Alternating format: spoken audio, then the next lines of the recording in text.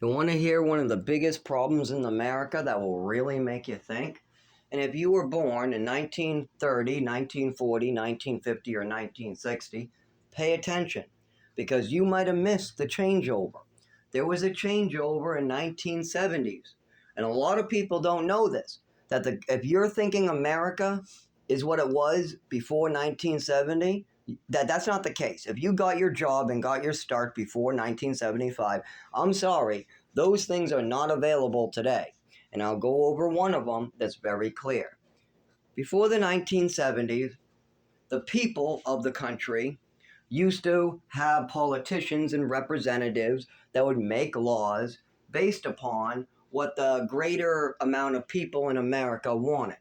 So if 65% of Americans wanted minimum wage to get higher, then minimum wage was risen. If 65% of the Americans wanted a new program, a social program called Social Security for anybody over the age of 65 or 63, if the people wanted something like this, the president approved of it, then we got it. And this is how programs like the 40-hour work week, minimum wage going up at a rate, you got all these things were put into place and working as they were supposed to. But in 1975, there was a big change. So it used to be that the representatives in our Congress would make laws, rules, regulations based upon what the greater amount of people in America wanted. So if 65% of the voting Americans wanted something, it got done. But the rich percentage, the 1% of Americans in America, always had the opportunity to lobby and try to get it shut down. And a lot of times they succeed, but it's difficult. It's very difficult for a corporation like the tobacco industry to keep laws from being passed.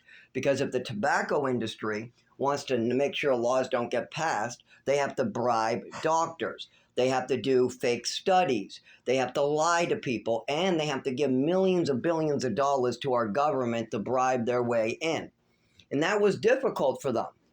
And so we got some things like the 40-hour work week, and we got some things like minimum wage.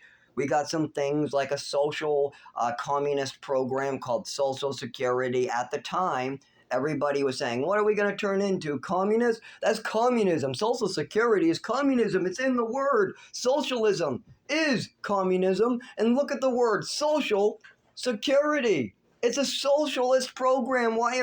But yet, 65% of Americans wanted to make sure they had Social Security, so it got passed. But nowadays, if we wanted Social Security, forget it. The rich want Social Security to go away for the new generations. It's the opposite. They don't care if the rich do away with Social Security for any newcomers that are 40 years old and have worked for 20 years or so. Those people can get it taken away. Why? Why could the people get Social Security and then in 2020, the corporations do away with it and say, everything's too expensive, we can't pay into it, even though the CEOs are getting record numbers? Why is everything like this? Because in 1975, they flip-flopped it. Now, the rich are the ones who tell the politicians what laws they want made or not made. If the rich person wants a law, like, for instance, let's say they want all pharmaceuticals and all over-the-counters and all supplements to be less regulated. Then they lobby that all supplements no longer have to be lab tested, that you're allowed to put on whatever you want on the bottle. Now these big corporations put sugar pills in their ginseng, and then when they get caught 3 years later, they say, oops, there's a law in the book that says we can sell any vitamin or any supplement that was invented after 1980 without lab testing it. So we didn't lab test it. We had no idea these were fake. But I'll tell you what, we will make a new batch. And then they change the label, they change the name of the product, and then they sell sugar pills again.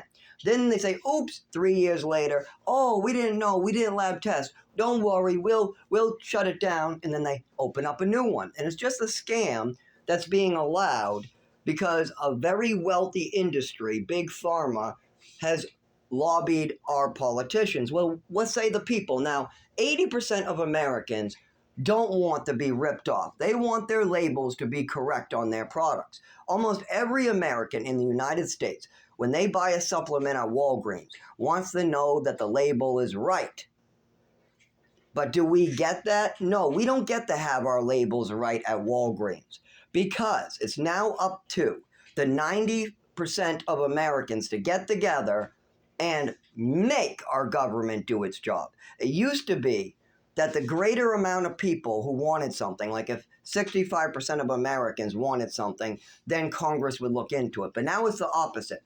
If the 1% of rich people want something, it's up to the 90% of Americans to stop it. And that's almost impossible because there's so many different causes.